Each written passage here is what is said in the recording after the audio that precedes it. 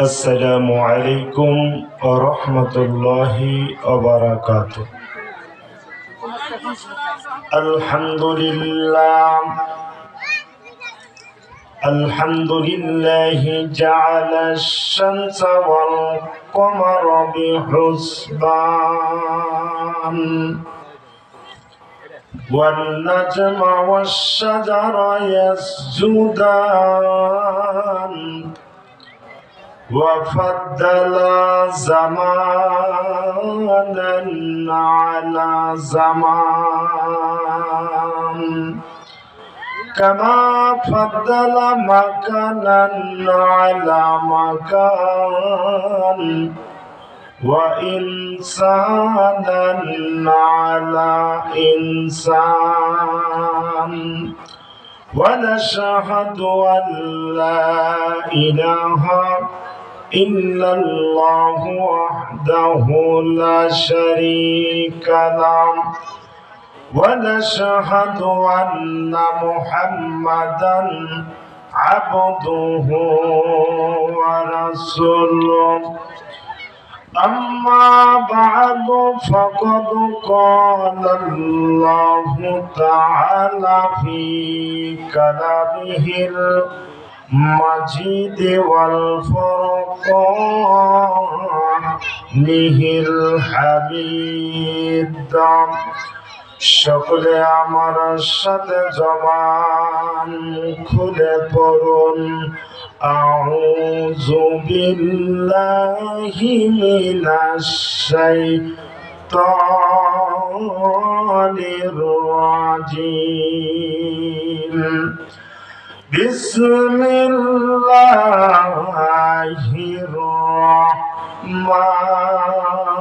রাহমানির রাহিম ويل لكل همزة لمزة الذي جمع مالا وعدده يحسب أن ماله أخلده كلا لينبذن في الحطمة وما أدراك ما الحطمة نار الله الموقدة التي تطلع على الأفئدة إنها عليهم مرصدة في عمد ممددة قال رسول الله صلى الله عليه وسلم لا يؤمن أحدكم حتى أكون أحب إليه من والده وولده والناس أجمعين وقال تعالى في شأن رسول الله صلى الله عليه وسلم إن الله وملائكته يصلون على النبي يا أيها الذين آمنوا صلوا عليه وسلموا تسليما درود اللهم سيدنا مولانا محمد وعلى آله مولانا নবীর সাথে কোনো ঝগড়া আছে, দ্বন্দ্ব, জায়গা জমি নিয়ে, কোনো রাজনীতি নিয়ে, তাহলে নবীর উপরে দরুদ এত ভাবে পড়েছেন, এত জোরে, এ তো ছিঁড়ি যাইছে, কষ্ট করে পড়েছে। কেন? নবীর উপরে স্বয়ং আল্লাহ দরুদ পড়ে। এই দরুদ না হলে নামাজ হয় কি? দরুদ না পড়লে নামাজ পরিপূর্ণ হয় না। নবীর উপরে একটু মহব্বতে দরুদ পাক বলছেন, ইন্নামাল মুমিনুনা আল্লাযী ইযা যুকিরাল্লাহু ওয়াজিলাত কুলুবুহুম ওয়া ইযা তুলিয়াত আলাইহিম আয়াতুহু যাদাতুহুম ঈমানা। আল্লাহ পাক বলেন, যারা মুমিন হবে কি হবে? যারা মুমিন হবে, এই মুমিনের বৈশিষ্ট্য হলো যেই জায়গায় আল্লাহ কোরআনের তাফসীর হবে, ওয়াজ মাহফিল হবে, আল্লাহর জিকির হবে, কোরআন হাদিসের আলোচনা হবে, মুমিন আর বাহিরে থাকতে পারবে না। মুমিনের হৃদয়টা প্রকম্পিত হবে, তাদের মনটা ছুটে আসবে তাফসীরের জন্য, মাহফিলের জন্য, কোরআনের জন্য। তার বাহিরে অবস্থান করতে পারে না। এই দৃষ্টিভঙ্গিতে আমি আজকে দেখতে পাচ্ছি আপনাদের এলাকায় মুমিন নাই। মুমিন আছে? মুমিন কোনদিন বাহিরে থাকতে। এরপর আল্লাহ বলেন, وَإِذَا تُلِيَتْ عَلَيْهِمْ آيَاتُهُ زَادَتْهُمْ ঈমানা। আর যখন আল্লাহর কোরআনের আয়াতগুলো পড়া হবে, কোরআনের আয়াত যখন শুনবে মুসলমান, তাদের ঈমানটা বৃদ্ধি পেয়ে যাবে, ঈমান দৃঢ় হয়ে যাবে। এখন আপনারাই চিন্তা করেন যে আমরা কেমন মুমিন। আপনারা হলেন রামনগরের মানুষ, রামনগরবাসী। আমি আপনাদেরকে অত্যন্ত বেশি ভালোবাসি, কারণ আমি রামনগর চচ্চরাবাড়ি মসজিদের একজন খতিব। আমার খতিবের মুসল্লি সংখ্যা 800 থেকে 1000। ওরে শোনেন শোনেন রামনগরবাসী, শোনেন দিয়ামন। ওরে শোনেন শোনেন এলাকাবাসী, শোনেন দিয়ামন। ভালো লাগলো আপনাদেরই মাহফিল আয়োজন। ও ভাই ভালো লাগলো আপনাদেরই মাহফিল আয়োজন। এই মাহফিলে আছেন যারা মুসলমান সবাই, এই মাহফিলে আছেন যারা মুসলমান সবাই। কারো গায়ে আমলিগ বিএনপি জামাত লেখা নাই, ভাইরে কারো গায়ে আমলিগ বিএনপি জামাত লেখা নাই। আছে নাকি? ওরে আমরা সবাই আল্লাহর গোলাম, জান্নাতে যেতে চাই। ওরে আমরা সবাই আল্লাহর গোলাম, জান্নাতে যেতে চাই। ওরে কারা কারা জান্নাতে যাবেন, হাতে নারা দেন সবাই, হাতে নারা দেন সবাই। দ্বীন ইসলামের পথে চলবো, আল্লাহু আকবার বলেন সবাই। ওরে শোনেন শোনেন এলাকাবাসী, শোনেন দিয়ামন। ওরে শোনেন শোনেন চন্দ্রহাটবাসী, শোনেন দিয়ামন। ওরে ভালো লাগলো আপনাদেরই মাহফিল আয়োজন। ও ভাই ভালো লাগলো আপনাদেরই মাহফিল আয়োজন। এই মাহফিলের প্রধান বক্তা নুরুল্লাহ আল বাশির ভাই। এই মাহফিলের বিশেষ বক্তা হাফেজ মাওলানা জাফর আহমদ গতাই। আরো আছে আমি আলমগীর হোসেন বিপ্লবী গতাই। আরো আছেন এই এলাকার মুসলমান সবাই। আমরা সবাই একে সাথে জান্নাতে যেতে চাই। আমরা সবাই একে সাথে জান্নাতে যেতে চাই। কারা কারা জান্নাত যাবেন, হাতে নারা দেন সবাই, হাতে নারা দেন সবাই। দ্বীন ইসলামের পথে চলবো, আল্লাহু আকবার বলেন সবাই। চলবে? যারা বাহিরে আছেন সকলে মেহেরবানি করে বসে যান। সময় একেবারে কম, এত স্বল্প সময় বক্তব্য দেওয়া যায়। যাই হোক ভাই, যারা আমার মুসলমান ভাইরারে আমার, একটু গভীর মনোযোগ লাগাবেন, কথাগুলো দিনের কান দিয়ে শ্রবণ করবেন। আমি বেশি সময় নেব না, অল্প সময়ের মধ্যে কথা বলে বিদায় হয়ে যাব। আমি পবিত্র কোরআন কারীমের 104 নং সূরা 30 পারা, কয় নম্বর সূরা? 104 নম্বর সূরা, সূরাতুল হুমাযা আপনাদের সামনে তেলাওয়াত করেছি। এই সূরাটা নম্বরের দিক থেকে 104 নম্বর। এই সূরাটা হলো মাক্কি সূরা। কি সূরা? মাক্কি সূরা। এই সূরার মধ্যে আয়াত আছে 9টা। কয়টা? 9টা আয়াত আছে। এই সূরার মধ্যে শব্দ ওয়ার্ড আছে 33টা। কয়টা?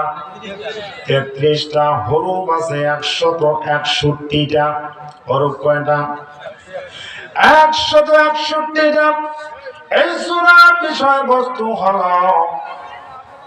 বিষয়বস্তু হলো মানুষ যে গীবত করে, পরনিন্দা করে, ছোট করে, খাটো করে, মাল জমা করে, এরা কোন জাহান্নামে যাবে এই প্রসঙ্গে আল্লাহ পাক রব্বুল আলামিন সূরা হুমাযার মধ্যে আলোকপাত করেছে।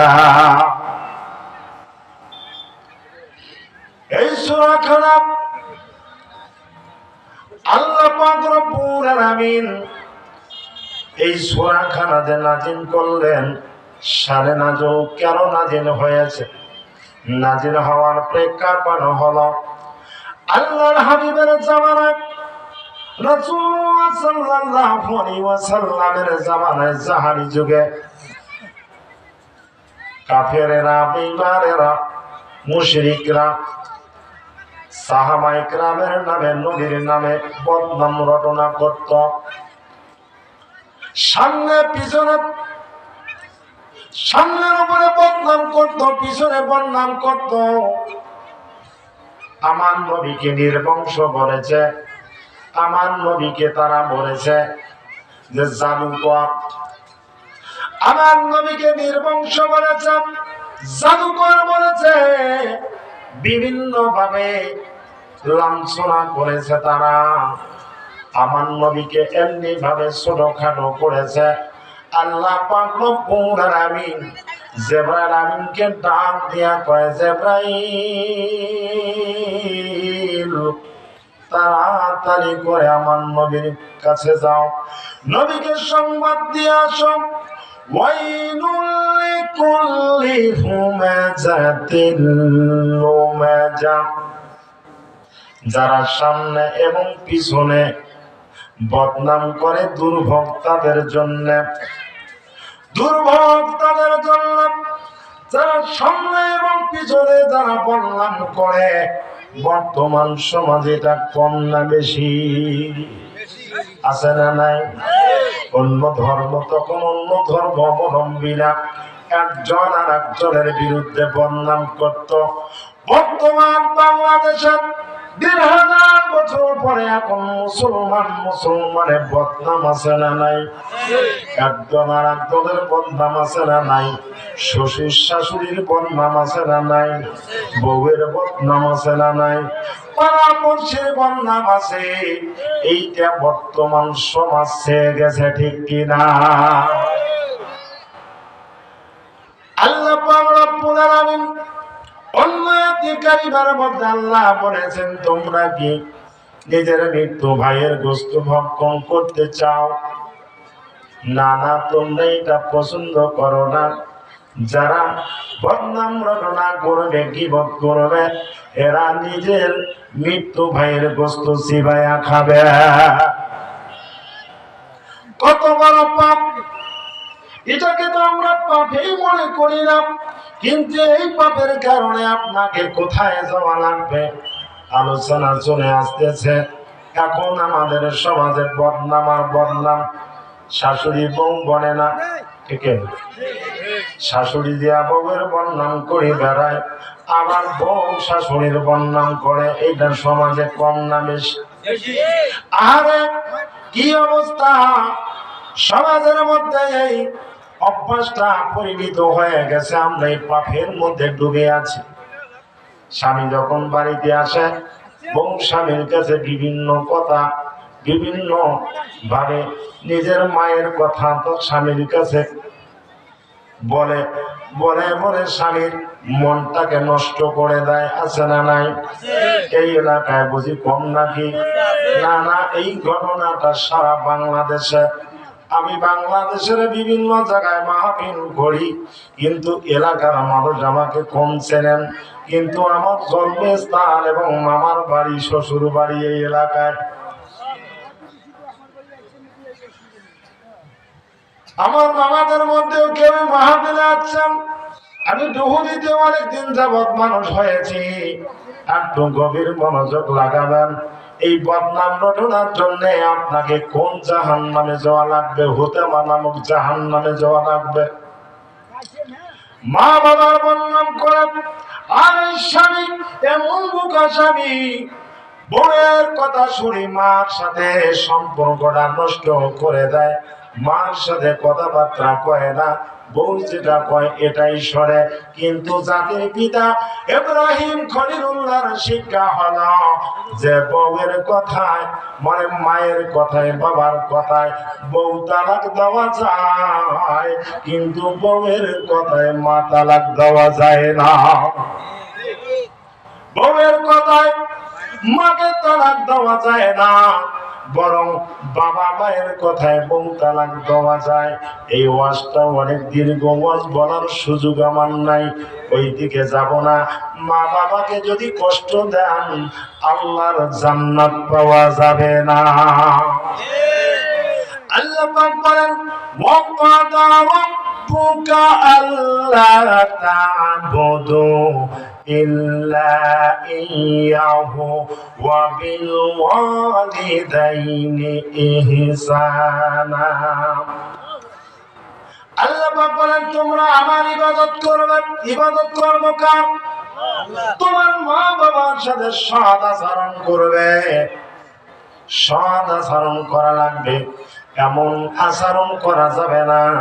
আল্লাহ পাক বলেন, তারা দুইজনের মধ্যে বা অথবা উভয় যদি বার্ধক্যে উপনীত হয়, তাদের সাথে শব্দটা ব্যবহার করিও না। এমন কথা বলো না যাতে করে তোমার মা বাবা তোমার কথা শুনে ব্যথা হয়ে ওই মা শব্দটা ব্যবহার করে, বাবা শব্দ ব্যবহার করে, তাহলে আপনাদের সব আমল বরবাদ হয়ে যাবে, ঠিক কিনা? এ ভাই, একটু গভীর মনোযোগ লাগান। আপনি আজকে যেমনি করে আপনার সন্তানটাকে আপনি লালন পালন করতেছেন, আপনার সন্তানটার ঠোঁটে চুমু দিতেছেন, গালে চুমু দিতেছেন, এত আদর করতেছেন, একটা জিনিস খেয়াল রাখবেন, আপনার মা বাবাও কিন্তু আপনাকে একদিন এমনি রকম করেই কিন্তু আদর করেছিল, ঠিক কিনা?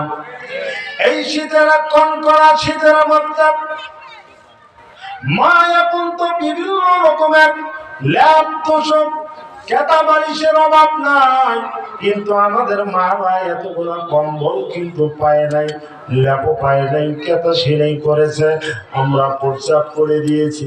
মা ওই জায়গার থেকে সন্তানটাকে অন্য জায়গায় রেখে মা নিজে প্রস্রাবের মধ্যে শুয়েছিল, ঠিক কিনা? কত ঘটনা বাংলাদেশে পড়ে আছে, ঘটনার শেষ নাই।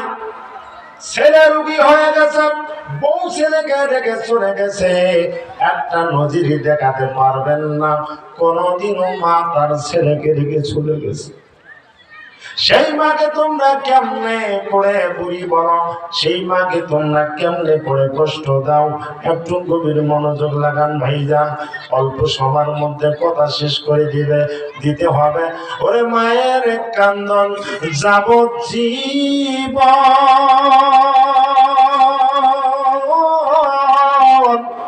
ওরে দুই চার মাঝে মনের কান্দন রে, ওরে ঘরের পরিবারের কান্দন কয়েক দিন পর থাকে না। দুঃখের দরদি আমার জনম দুঃখী মা, গর্ভধারিণী মা, জনম দুঃখী মা, দুঃখের দরদি আমার জনম দুঃখী মা। ওরে মায়েরই প্রসাবের কালে ওরে বুক ভেসে যায় নয়ন জলে রে, ওরে সন্তানেরই লইয়া কোলে ভুলে প্রসাব যন্ত্রণা, দুঃখের দরদি আমার জনম দুঃখী মা, গর্ভধারিণী মা, জনম দুঃখী মা, দুঃখের দরদি আমার জনম দুঃখী মা। হাতে পায়ে তেল মাইখা মায় দিল শক্ত করি, প্রসাব পায়খানায় আমি মায়ের কোলে করি, তবুও মা হলো না রাগ, ভিজে গয়ে মুতে আমার শুকনায় রাখিয়া মায় থাকে ভিজাতে। ওরে অসুখ হলে দেখি চাইয়া ওরে মা রইছে বিছানায় পয়ারে, ওরে সন্তানেরই লইয়া কোলে ভুলে প্রসাব যন্ত্রণা, দুঃখের দরদি আমার জনম দুঃখী মা, গর্ভধারিণী মা, জনম দুঃখী মা, দুঃখের দরদি আমার জনম দুঃখী মা। সেই মারে আজকে মা বলে না, বলে বুড়ি, বউয়ের কথায় মাকে তালাক দিয়া দেয়। হে মুসলমান, একটু গভীর মনোযোগ লাগান। আপনি যদি বক্তা হন, তো আপনি যদি মক্কার ইমাম হন, মদিনার ইমাম হন না কেন, যেই পর্যায়ে আপনি ইমাম হন না কেন, মুফাসসির মুহাদ্দিস যাই হন না কেন, আপনার মা যদি আপনার উপরে বেজার থাকে, আল্লাহর জান্নাত পাওয়া যাবে না। পাওয়া যাবে জান্নাত পাওয়া যাবে না। একটা হরফ, এই একটা হরফের এত বেশি মূল্য, এত বেশি দাম। মিম আরবিতে মিম, বাংলায় ম, এই মতে মক্কা, মতে মদিনা, মতে মুফাসসির, মতে মুহাদ্দিস, মতে মাওলানা, মতে মসজিদ, মতে ময়দান, মতে মক্কা, মতে মদিনা, ঠিক কিনা?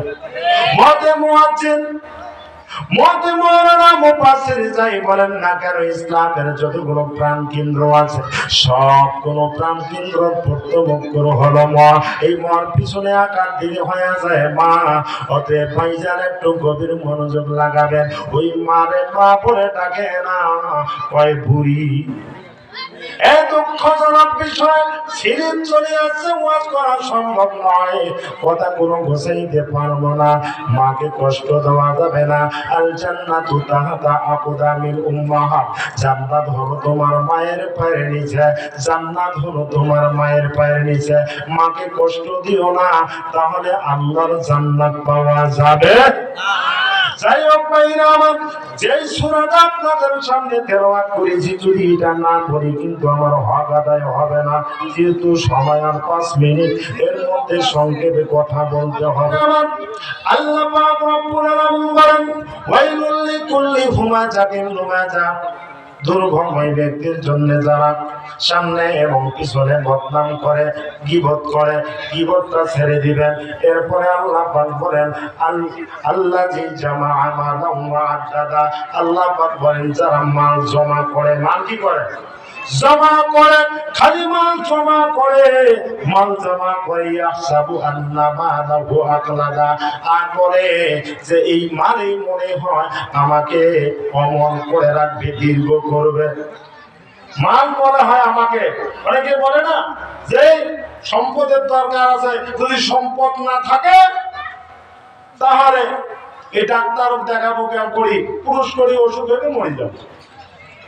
সম্পদ দিয়া মানুষের আয়ু বাড়া যায় না। কখন কার মৃত্যু আসবে বাবার কোনো ক্ষমতা নাই, এক পাও অগ্রসর হওয়ার কোনো সুযোগ আছে? আজ না হয় কাল তুমি যাইবা কবরে, যাবার সময় দেখবেছে গো তোমার সবই রইল পরে, যাবার সময় দেখবেছে গো। ঠিক আজ না হয় কাল তুমি যাইবা কবরে, যাবার সময় দেখিবে যে গো তোমার সবই রইল পরে, যাবার সময় দেখিবে যে গো। দাদা গেল নানা গেল কেউ এলো না ফিরে, সবারই যাইতে হবে গো অন্ধকার কবরে, সবারই যাইতে হবে গো। আজ না হয় কাল তুমি যাইবা কবরে, যাবার সময় দেখবে যে গো তোমার সবই রইল পরে, যাবার সময় দেখবে যে গো। ঘর করিলা বাড়ি করলা চলো গাড়ি করে, হঠাৎ আজরার সামনে খারাপ চলো অন্ধকার কবরে, হঠাৎ আজরার সামনে খারাপ। আজ না হয় কাল তুমি যাইবা কবরে, যাবার সময় দেখবে যে গো তোমার সবই রইল পরে, যাবার সময় দেখবে যে গো। গজলটা অনেক বড়, বলার সময় নেই। মাল জমা করে লাভ নাই, কবর যেদিন ডাকবে চলে দেওয়া লোকে। আপনাদের ইউনিয়নের চেয়ারম্যানের বেড়া ছিল একটা, বেটা একটা আছে না নাই? টাকা কি কম ছিল? খরচ কম করছে? আজরাইল আসছে নিয়ে গেছে, কোনো উপায় নেই। আপনার সম্পদে আপনাকে দীর্ঘ করতে পারবে। মাল জমা করে লাভ হবে না, খরচ করা লাগবে। এরপরে আল্লাহ পাক বলেন কাল্লা লা ইউনবাযান্না ফিল হুতামা, যারা পরনিন্দা করবে, গীবত করবে আর খালি মাল জমা করবে, আল্লাহ রাস্তায় খরচ করবে না, এরা হুতামায় যাবে। কোথায় যাবে? হুতামায় যাবে। ওমা নুরা কামাল হুতামা, আল্লাহ জানাই দিতেছেন হুতামা কি। তোমরা কি জানো হুতামা কি? নারুল্লাহিল মুকাদা, এটা হলো প্রজ্বলিত আগুন। এখন আপনারা কিন্তু গীবত করেন, আপনারা একটা বারো চিন্তা করেন না যে গীবতের জন্য আমাদেরকে জাহান্নামে যাওয়া লাগবে। 7টা জাহান্নামের মধ্যে একটা জাহান্নামের নাম হলো হুতামা। আপনাকে আমাকে গীবত করার কারণে হুতামায় যেতে হবে। মা বোনেরা আপনারা শুনে রাখবেন, স্বামীর সাথে ভালো ব্যবহার করবেন, স্বামীর সাথে ভালো ব্যবহার করবেন, স্বামীকে কষ্ট দিবেন না। আল্লাহর নবী বলেন ওই মহিলাটা জান্নাতি, যেই মহিলাটা মারা যাওয়ার পরে স্বামী বলবে আমার বউ খুব ভালো ছিল, আল্লাহর নবী বলেন ওই মহিলাটা জান্নাতে চলে যাবে। এরপরে যদি কোনো স্বামী মারা যায় আর বউ বলে আমার স্বামীটা ভালো ছিল, ওই স্বামীটাও আল্লাহর জান্নাতে চলে যাবে। আল্লাহর নবী বলেন ওই ঘরটার দিকে তাকাও, দুনিয়ার জান্নাত হলো ওই ঘরের দিকে তাকাও যেই ঘরের মধ্যে স্বামী স্ত্রীর মধ্যে মিল আছে। দুনিয়ার জাহান্নাম হলো ওই ঘরটার দিকে তাকাও যেই ঘরের মধ্যে স্বামী স্ত্রীর মাঝে মিল নাই। এই জন্য স্বামী স্ত্রীর মধ্যে মহব্বত পয়দা করতে হবে। মা বাবাকে কষ্ট দেওয়া যাবে না, গীবত করা যাবে না, নামাজ পড়া লাগবে, ইবাদত করা লাগবে। নামাজ ছাড়া উপায় আছে? এখন তো কাম কাজ বিভিন্ন কয়া, নামাজ নাই, ঠিক না? নামাজ কে বলো না কাজ আছে, কাজকে বলো আমার নামাজ আছে। নামাজ বিহীন পড়ো পারে, কি জবাব দিবে তুমি প্রভুর কাছে? ফজর কাটে ঘুমের ঘরে, জোর কাজে কাজে, আসর কাটে খালায় ধুলায়, মাগরিবি মাঝে মাঝে, এশার সময় হলে পরে থাকো মিশে দুনিয়ার পিছে। নামাজ কে বলো না কাজ আছে, কাজকে বলো আমার নামাজ আছে। ওয়াজার বাড়াবো। আরে ওলামা বর্তমান ঐক্যবদ্ধ হয়েছে, আপনারা জানেন? আরে ওলামা ঐক্যবদ্ধ হয়ে গেছে। সেদিন আমরা অনেকে রংপুরের সমাবেশে গিয়েছিলাম। আগামীর বাংলাদেশ কোরআনের বাংলাদেশ, ঠিক না? আমরা শেখ মুজিবের ভাষণ শুনেছি, শুনি নাই? জিয়া কেটেছে খাল, এরশাদ চাচার তাল বেটা। খালদা জিয়ার শাসন আমল আমরা দেখেছি, ফেসিবাদ লেডি ফেরাউন শেখ হাসিনার শাসন আমরা দেখেছি। সামনের বাংলাদেশ আলেম ওলামার বাংলাদেশ, সামনের বাংলাদেশ কোরআনের বাংলাদেশ। রাজি আছি তো ইনশাআল্লাহ? আল্লাহ পাক আমাদের সকলকে ঐক্যবদ্ধ ভাবে ওয়াতাসিমু বিহাবিলিল্লাহি জামিআন ওয়া লা তাফাররাকু, তোমরা জামাতবদ্ধ ভাবে আল্লাহর রজ্জুকে আঁকড়িয়ে ধরো, পরস্পর বিচ্ছিন্ন হইও না। আল্লাহ পাক আপনাকে আমাকে সকলকে আজকের এই সংক্ষেপ আলোচনার মাধ্যমে বোঝার আমল করার তৌফিক দান করুক। সকলে বলি আমিন। আসসালামু আলাইকুম ওয়া রাহমাতুল্লাহি।